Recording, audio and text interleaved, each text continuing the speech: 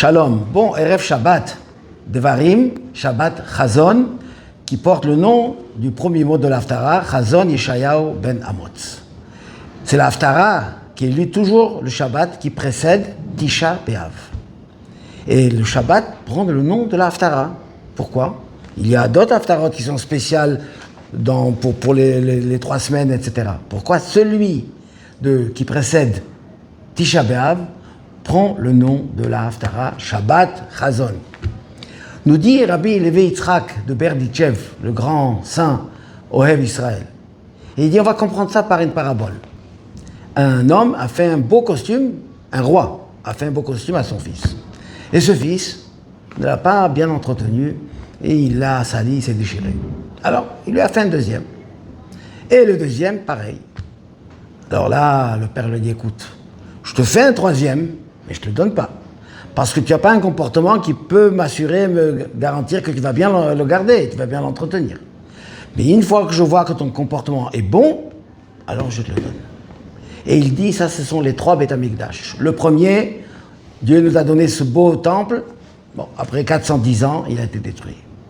Le deuxième, 70 ans après, on construit le deuxième. Il a duré 420 ans, et après détruit. Pour le troisième Beth Amikdash, Dieu il a dit au Bnei Israël, bon, j'attends que vous vous comportez comme il se doit. Et de temps en temps, on nous montre ce vêtement. Mais nous dit Rabbi Levi Yitzhak, Shabbat Chazon. Chazon vient du mot chosé, voir, vision. C'est le Shabbat de la vision, c'est le Shabbat où on montre à chaque juif le 3e Beth Amikdash. Et là, la question se pose, qui le voit? Sûrement des grands tzadikim, des saints, des hommes importants voient le 3e Beth Amikdash.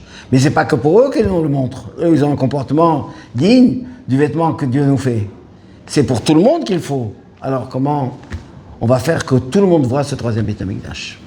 Explique le rabbi de Lubavitch qu'il y a un texte qui nous dit qu'il y a chaque jour une voix dans le ciel et qui appelle le Bnei Israël à faire la Teshuvah. Et tout un texte qui dit il faut revenir et construire le Beth Amikdash. Et il pose la question, qui entend ce son, cet écho dans le ciel? Bat Kol, qui l'entend? À quoi elle sert si personne l'entend? Et il répond qu'en fait, nous avons, dans notre Neshama, notre âme, elle a une partie qui est habillée dans notre corps, mais une partie qui reste en haut. Et cette partie qui reste en haut, elle entend ce voix. Et par contact, elle transmet à notre partie dans notre Neshama pour entendre aussi. Et c'est pour ça qu'il explique que des fois, de temps en temps, on a ce qu'on appelle Hirur Teshuvah. On se décide, tiens, je vais faire différemment, je vais faire Teshuvah, etc. On se demande pourquoi, on n'a rien étudié avant, etc. Parce que ce moment-là, notre Neshama a entendu ce son en haut, alors il a transmis à notre âme, notre partie dans l'âme, qui lui parle à l'âme animale, et on décide de faire Teshuvah.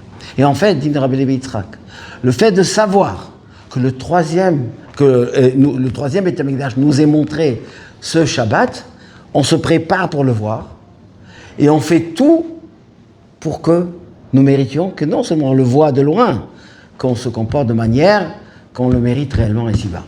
Et qu'est-ce qu'il faut faire alors?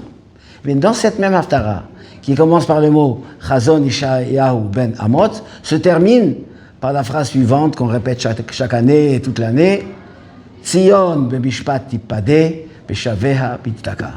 La libération, le rachat, la sortie de notre exil, il faut 2 actions parallèles. Mishpat, l'étude de la Torah, et la tzedaka. Tzedaka dans son sens large, Ahavat Israël, augmenter, intensifier, faire plus et mieux l'étude quotidienne de Torah que chacun doit étudier, et bien sûr, donner plus de tzedaka de ce qu'on a l'habitude de donner quotidiennement. Et ces 2 bonnes actions, bien, on sera libéré, sorti de notre exil, et on verra réellement, physiquement, matériellement, le 3e Beth Amikdash. Shabbat Shalom ou Mevorach.